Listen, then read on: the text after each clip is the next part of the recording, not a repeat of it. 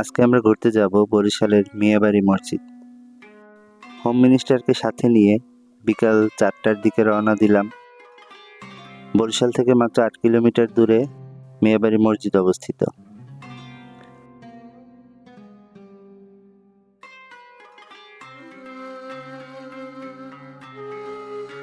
বাইকে যেতে 20 মিনিট লাগবে।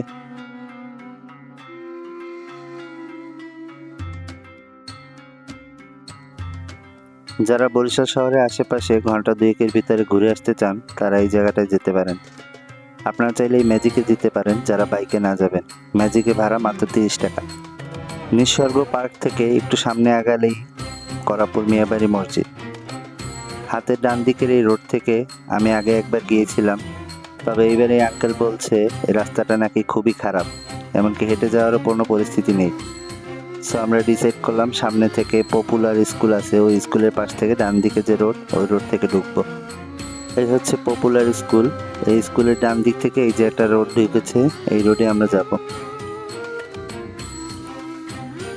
পপুলার স্কুল থেকে ডান দিকে ঢোকার পর আপনারা এইভাবে একটা রাস্তা দেখতে পাবেন। রাস্তাটার যদিও কাজ চলতেছে, কিছুদিন পরে আসলে আপনারা পাকা রাস্তা পেয়ে যাবেন। তো এই রাস্তাটা থেকে 2 থেকে 3 মিনিট সামনে আগালেই নাকি একটা রাস্তা পাওয়া যাবে। আমরা সেই রাস্তা পেয়ে গেলাম। এখানে একটা ছোট ব্যানার দেয়া আছে, এই ব্যানার ধরে সামনে আগালে এরকম ইটের রাস্তা পাবেন। তারা বলল ইটের রাস্তায় 2-1 মিনিট চালালেই সামনে আমরা মসজিদ পেয়ে যাব।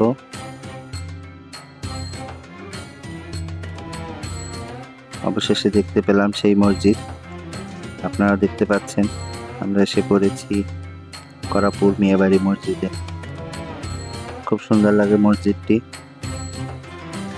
আমরা জাস্ট আসরের নামাজের একটু পরপরই এসেছি, নামাজ এইমাত্র শেষ হলো।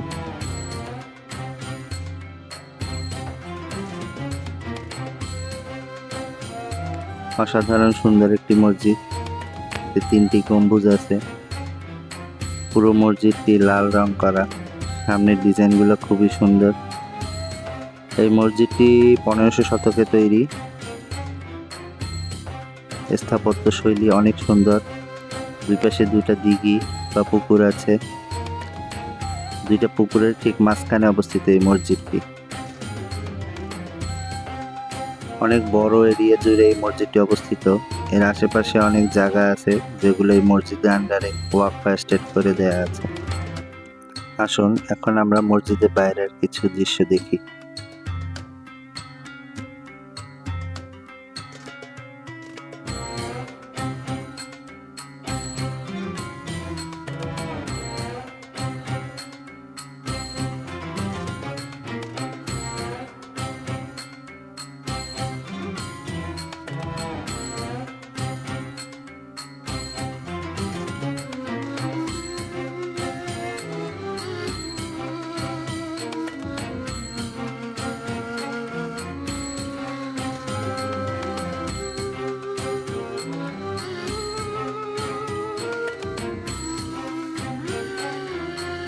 মসজিদের সিঁড়ির নিচে 2টি কবর অবস্থিত।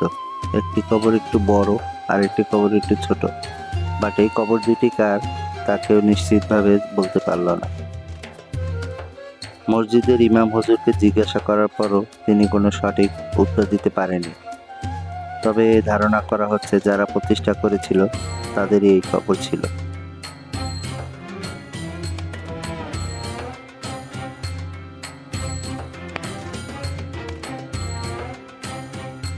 মসজিদের পাশেই প্রায় 15% জায়গার উপর বিশাল একটা কবরস্থান অবস্থিত।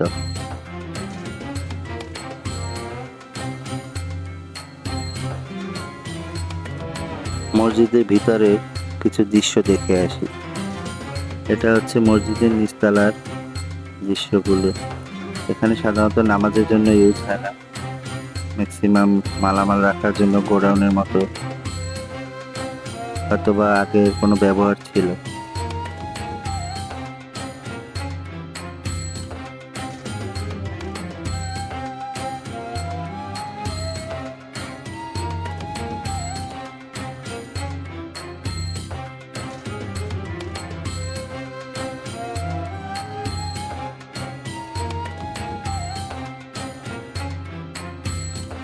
নিচতলার এই রুমটাতে ইমাম সাহেব থাকেন। সিঁড়ি থেকে উঠে আপনারা এই ভিউটা দেখতে পাবেন, যেটা সাধারণত আমরা দেখি সব জায়গায়, অনেকেই হয়তো বা আগেই দেখেছেন। তবে সামনের ডিজাইনটা অনেক সুন্দর।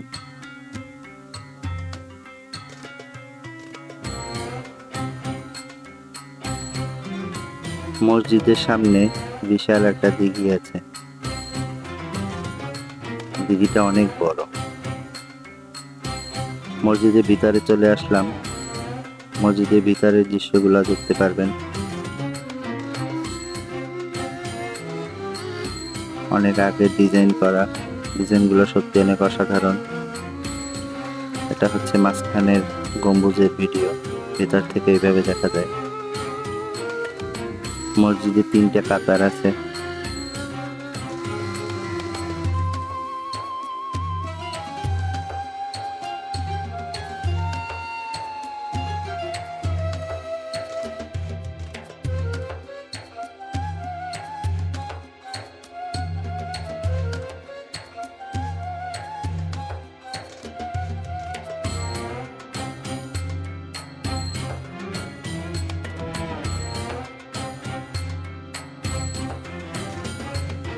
সামনের এই ডিজাইনটা সত্যি অনেক সুন্দর।